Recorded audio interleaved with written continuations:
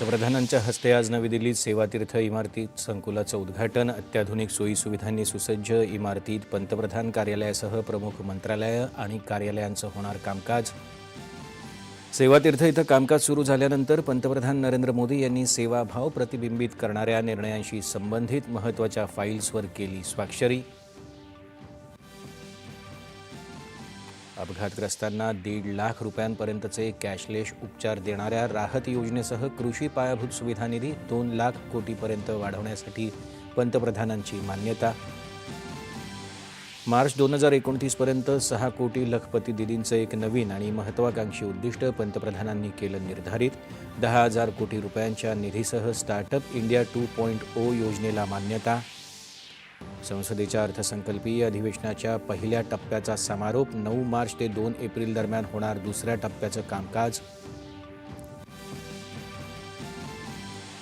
पंजाबसह देशभरातल्या शेतकऱ्यांच्या हिताचं रक्षण करण्यासाठी सरकार वचनबद्ध. शेतकऱ्यांच्या प्रत्येक समस्येचं निराकरण करण्याची केंद्रीय कृषी मंत्र्यांची राज्यसभेत ग्वाही.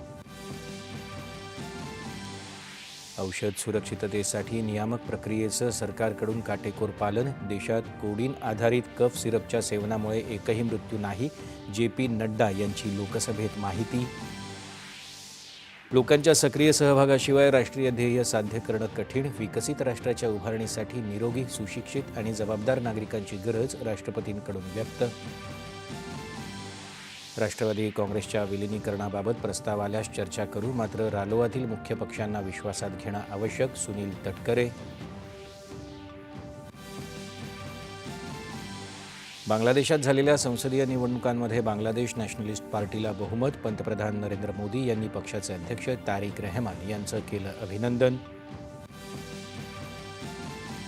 आणि आशियाई नेमबाजी अजिंक्यपद स्पर्धेत महिलांच्या 50 मीटर रायफल प्रोन सांघिक प्रकारात भारताची सुवर्णपदकाची कमाई. भारत अव्वल स्थानी कायम. नमस्कार.